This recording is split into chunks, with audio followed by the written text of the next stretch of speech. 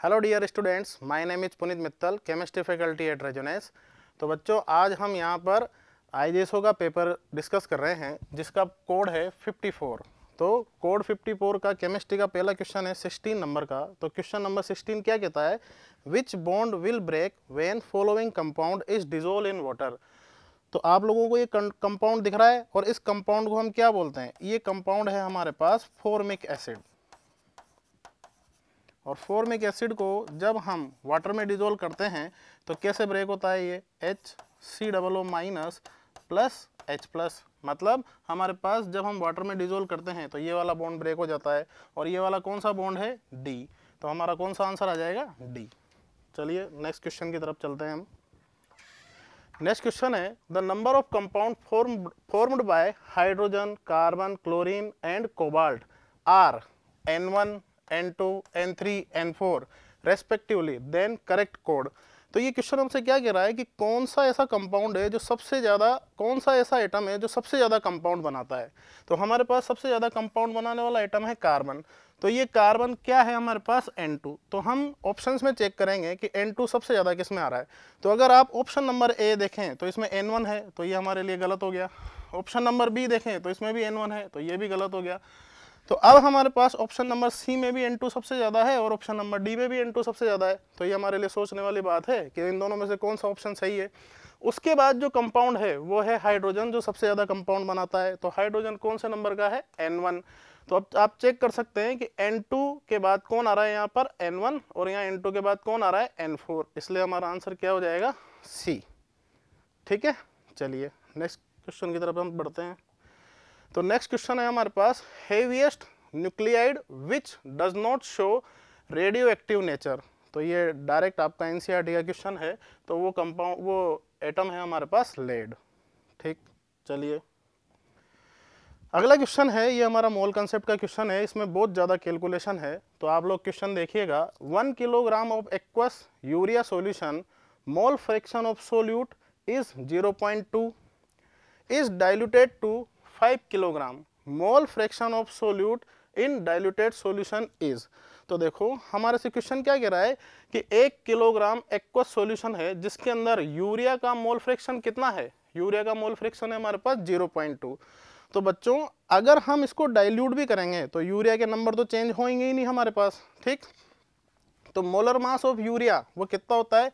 60 ग्राम पर मोल। तो अगर हमारे पास 1 मोल सॉल्यूशन है तो सॉल्यूशन कितनी चीजों से मिलकर बना होता है? 2।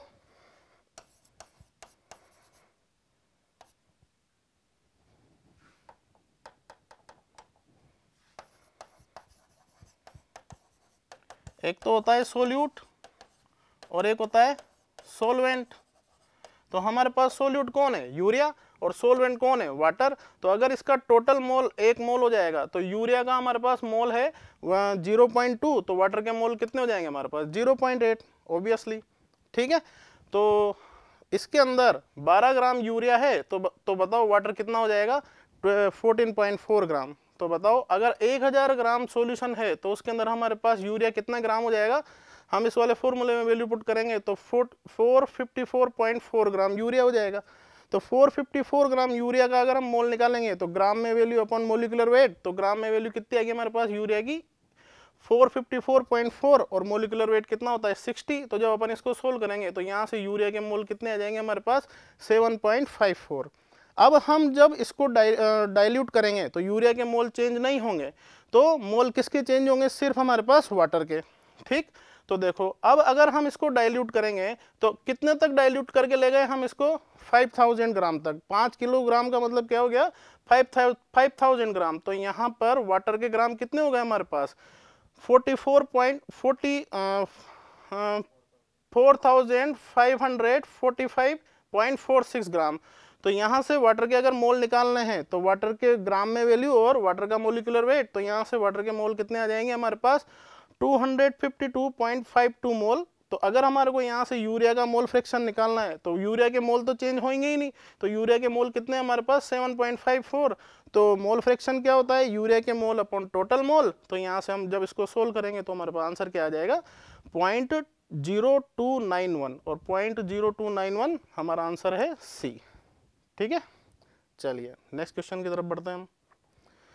चलो अगला क्वेश्चन क्या बोल रहा है हमारे को, ये भी एक कैलकुलेशन वाला क्वेश्चन है। अगला क्वेश्चन क्या बोल रहा है, nickel form a gaseous compound of formula, उसका फॉर्मूला हमारे को दे रखा है ये, what is the value of x, what is the value of x if under similar condition of temperature and pressure methane effuse 3.24 times faster than compound.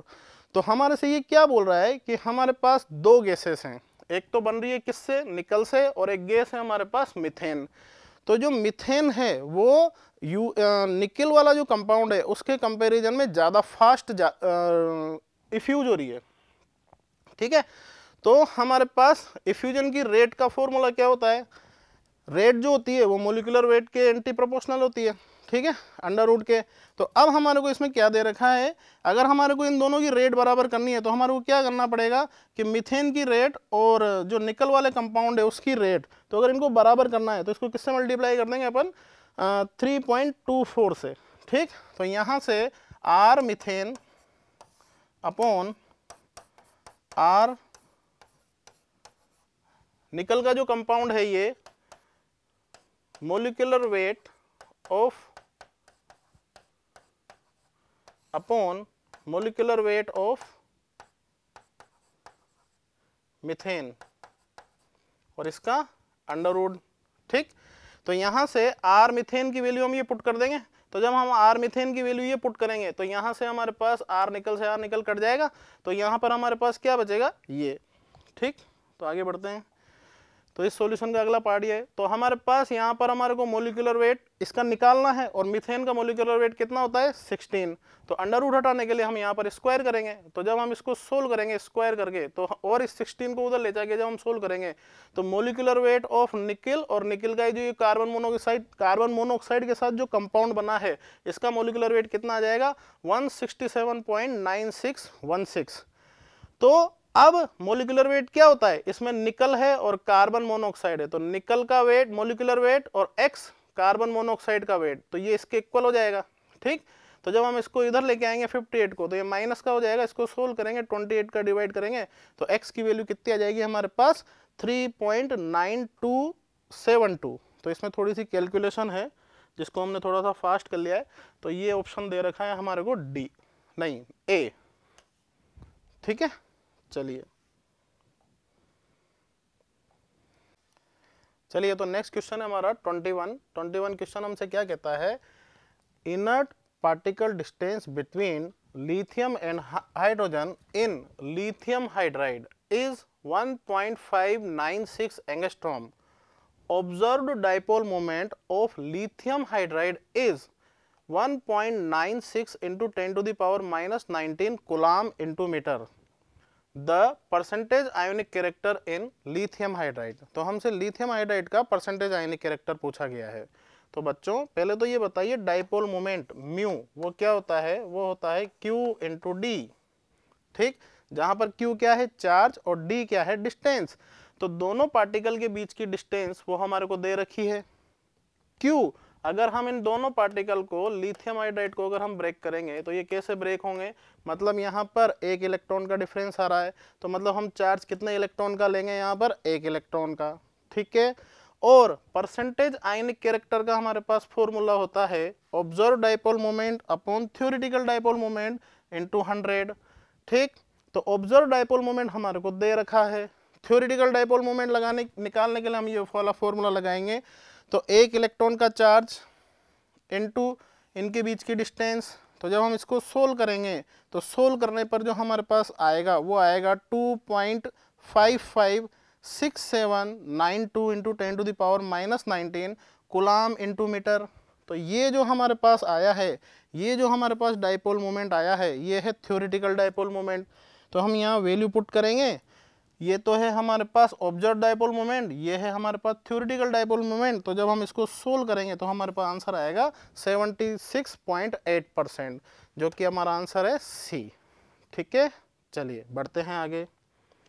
Next question है हमारे पास 22, ये भी हमारा बहुत अच्छा क्वेश्चन है और इसमें भी हमारे पास कैलकुलेशन बहुत अच्छी होगी। क्वेश्चन क्या बोल रहा है हमारे पास, what is the percentage of magnesium carbonate in a mixture of magnesium carbonate and calcium carbonate if it's 2 gram required 2 gram H2SO4 for complete neutralization। तो बताओ हमसे पूछा क्या है कि भाई H2SO4 के 2 ग्राम को पूरी तरीके से न्यूट्रलाइज करने के लिए मैग्नीशियम कार्बोनेट के कितने ग्राम की आवश्यकता पड़ेगी। तो देखो अगर हम कैल्शियम कार्बोनेट की रिएक्शन H2SO4 के साथ कराते हैं, ठीक है, तो ये CaSO4 बनाता है, H2O बनाता है और CO2 बनाता है। तो हमने मान लिया कि कैल्शियम कार्बोनेट की वेट कितना है, x ग्राम। तो अगर इसका वेट x ग्राम है तो इसके मोल निकालने के लिए हम क्या करेंगे, x, तो इसका मोलिकुलर वेट कितना होता है 100, तो ग्राम में वेट अपॉन मोलिकुलर वेट, तो ये कितना हो जाएगा x/100। उसी तरीके से मैग्नीशियम कार्बोनेट की रिएक्शन जब हम H2SO4 के साथ कराएंगे तो न्यूट्रलाइजेशन कराने के लिए ये हमारे पास हो जाएगा। तो अब यहाँ पर अगर हमारे को 2 ग्राम दे रखा है तो 2 ग्राम में से कितना काम आएगा, 2 - x ग्राम। तो अगर हमारे को मैग्नीशियम कार्बोनेट के मोल निकालने हैं तो वो क्या हो जाएगा, 2 - x अपॉन मैग्नीशियम कार्बोनेट का मोलिकुलर वेट, ये हो जाएगा। तो ये दोनों मिलकर जब इसको न्यूट्रलाइज करते हैं तो H2SO4 के मोल कितने आ जाएंगे, इतने। तो ये है कैल्शियम कार्बोनेट के मोल, ये है मैग्नीशियम कार्बोनेट के मोल और ये है हमारे पास H2SO4 के मोल। तो जब हम इसको सोल्व करेंगे तो यहाँ से हमारे पास जो x की वैल्यू आएगी, जब हम इसको पूरा का पूरा सोल्व करेंगे तो यहाँ से हमारे पास वैल्यू कितनी आ जाएगी, 0.22 ग्राम। तो हमारे को जब इसका परसेंटेज निकालना है तो 0.22/2 × 100, तो हमारे पास इसका परसेंटेज कंपोजिशन कितना आ जाएगा, 11%। ठीक है, जो कि हमारा ऑप्शन है बी। चलिए बढ़ते हैं नेक्स्ट क्वेश्चन की तरफ। तो अब हमारा नेक्स्ट क्वेश्चन है sum of oxidation state of all the carbon atom in toluene molecule. तो क्या आप टोलुइन को जानते हैं? टोलुइन का जो मॉलिक्यूलर फॉर्मूला होता है वो होता है C6H5CH3। अगर मैं आपको इसका स्ट्रक्चरल फॉर्मूला दिखाऊं तो ये होता है टोलुइन का स्ट्रक्चरल फॉर्मूला। ठीक, तो इसमें हम कार्बन का ऑक्सीडेशन स्टेट वो मान लेते हैं x और हाइड्रोजन का ऑक्सीडेशन स्टेट कितना होता है, +1। तो हमारे पास कार्बन कितने हैं, 7, तो 7x, और कार्बन कितने हो जाएंगे, 5 और 3 8, तो +8। तो ये किसकी, एक न्यूट्रल मॉलिक्यूल है तो इसकी वैल्यू क्या हो जाएगी, 0। तो यहाँ से जब हम x की वैल्यू निकालेंगे तो वो आ जाएगी -8/7। तो ये जो x की वैल्यू आई है ये आया है ऑक्सीडेशन नंबर ऑफ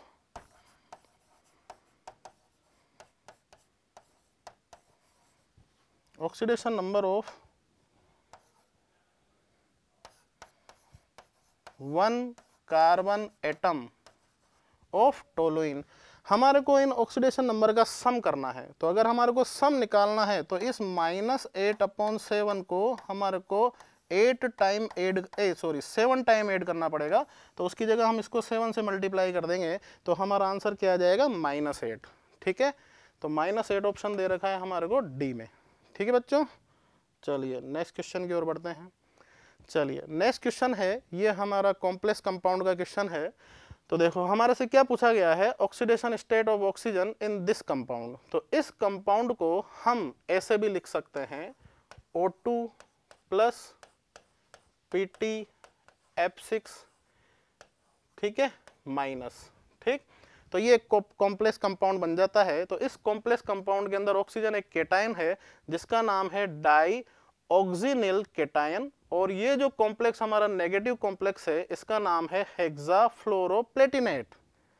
ठीक है, चलिए अब यहाँ पर ऑक्सीजन का ऑक्सीडेशन नंबर पूछा है। तो यहाँ पर हमारा ऑक्सीजन जो है O2+ की फॉर्म में है।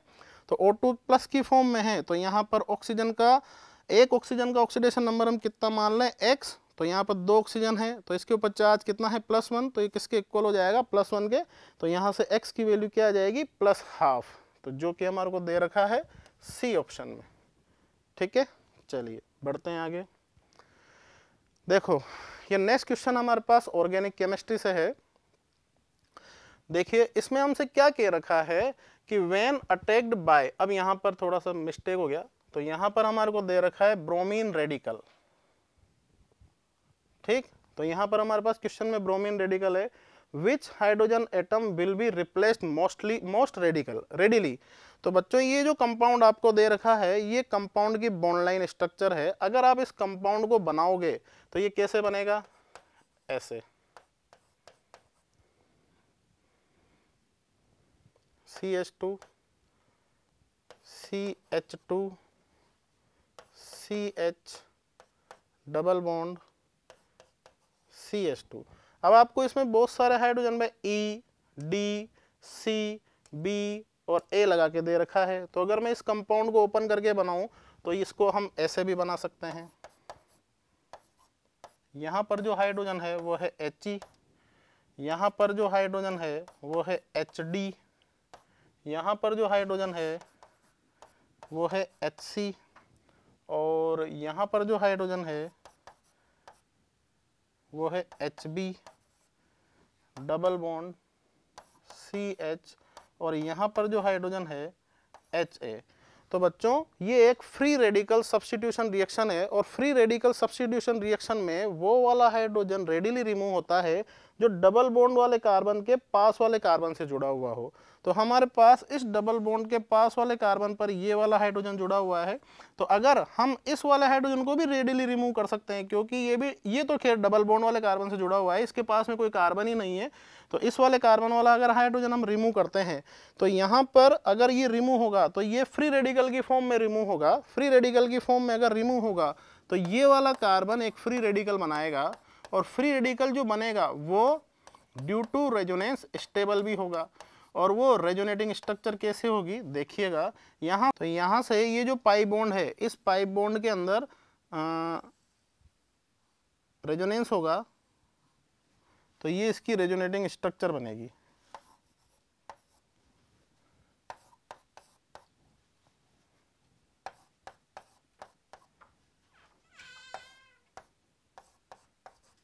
ठीक, तो वापस से इस वाले कार्बन पर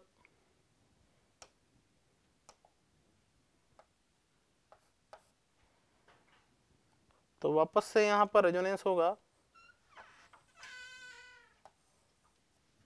तो ड्यू टू रेजोनेंस अगर ये वाला हाइड्रोजन यहाँ से रिमूव होता है तो ये कंपाउंड स्टेबल होता है, इसलिए हमारा कौन सा हाइड्रोजन रिमूव होगा, HC। ठीक है, तो हमारा ऑप्शन है C।